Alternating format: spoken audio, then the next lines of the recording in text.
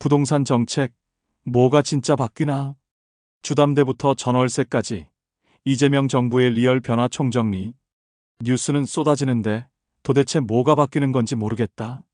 대출 규제 완화된다고? 세금 줄어든다고? 공공주택 진짜 들어서긴 하는 거야?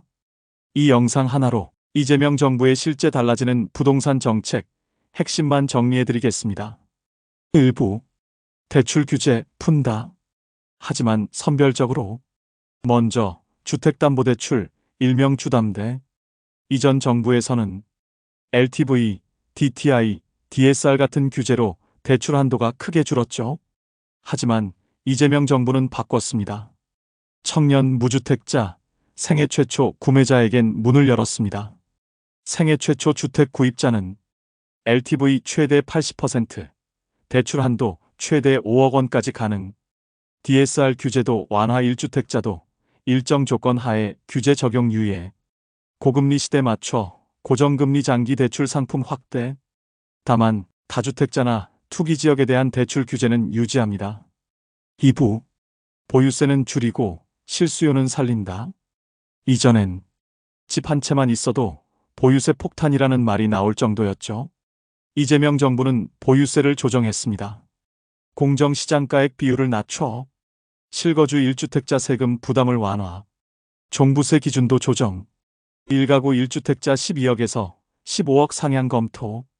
다주택자 보유세는 유지, 하지만 급격한 인상은 자제. 결론은 실수요자는 보호, 투기 목적은 억제. 3부 양도세는 푼다. 거래를 살리기 위해 거래 절벽 정부도 인지했습니다. 그래서 양도소득세를 일부 완화합니다.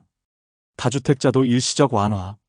2년 이상 보유 더하기 2년 거주 시 중과세 유예. 1주택자 비과세 기준은 유지. 최대 12억 원까지 비과세. 이건 거래를 유도하려는 조치입니다. 팔 수 있게 해줄 테니 시장 숨통 좀 트자. 이런 계산이죠. 4부 전월세 시장 청년 중심으로 재설계. 청년 월세 지원 확대.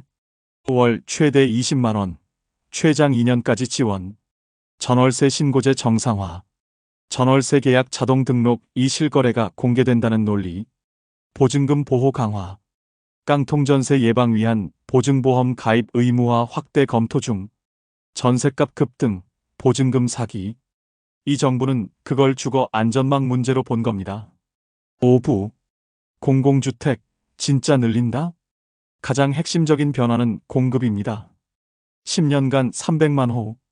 이 중 절반은 공공주택, 그중 50만 호는 청년 신혼부부용으로 서울 도심 역세권의 공급.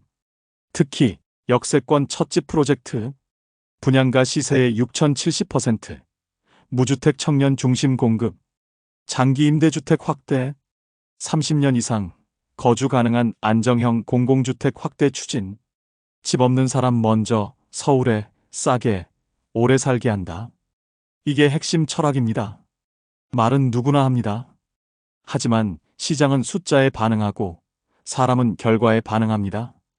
이재명 정부의 부동산 정책 확실히 바뀌고 있습니다. 대출은 푸되 실수요자만.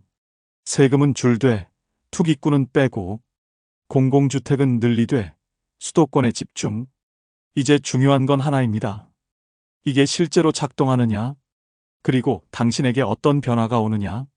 이건 단순한 부동산 정책이 아니라 삶의 무게를 덜어줄 수 있는가의 문제입니다.